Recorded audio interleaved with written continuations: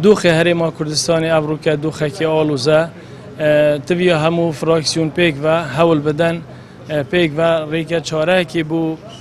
فەرمانبەری هەرێما کوردستانی بوو دۆخی دارایی بدۆزنەوە ئەوە خۆ دەزانن لەشکرێ دەوڵەتە تورکیا زیاتر 30 کیلومتر ئاخۆ هەرێما کوردستانی بەزاندەی ئەوە قەیرانە دارایی بەروکی هەرێما کوردستانی گرتی ئەوە حکومەتە هەرێما کوردستانی نەشێت موچێت فەرمانبەری هەرێما کوردستانی بدات دۆخێکی زۆری ئاڵوزە بەرهەندێ ضرورە پەرلەمانی کوردستانی هەوڵ بدات هەموو فراکسیۆن پێک بە زیاتر خزمەتە خەڵکی هەرێما کوردستانی بکات هەوڵ بدەن حکومەتە هەرێما کوردستانی بێتە پەرلەمانی کوردستانی ڕوونکردنەوەکی بدەن کابوچ دۆخی هەرێما کوردستانی ئاڵوزە ئەتی پەرلەمانی کوردستان بەڕاستی دوور بێ لەو باندوری حکوومەت کە بەسەر سەرۆکایەتی پەرلەمانی کوردستانەوە کردووە هەروەها دەبێت دوور بێ لەسەر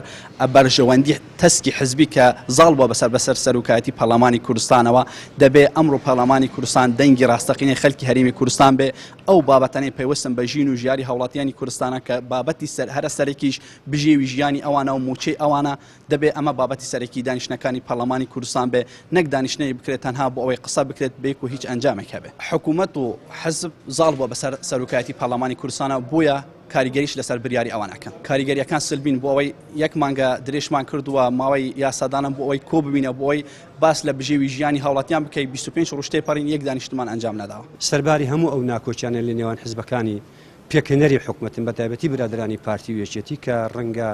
گرفت بۆ دانیشتەکانی پەرلەمان دروست بکەن بەڵام پێمان وایە دەبێت ئەو دامەزراوەیە شکۆی پارێزراو بێ و ئەو دامەزرایە کارەکانی خۆی بکە هەم لە یاسادانان و هەم لە چاودێریکردنی حکوومەت کارنامەکەی ئەوەی داواکرا بوو بێ فراکسیۆنەکان ئێمە کەماڵێک یاداشتماندا بوو بە تایبەتی لەسەر دۆخی دارایی هەرێمی کوردستان لێبڕینی ئەو ڕێژەیە کە لە موچەی فەرمانبەران و خاننیشان بڕابوو و ئەو ڕێژە قەرزەی کە حکوومەتی هەرێمی ئەعلانی کرد کە 27 ملیار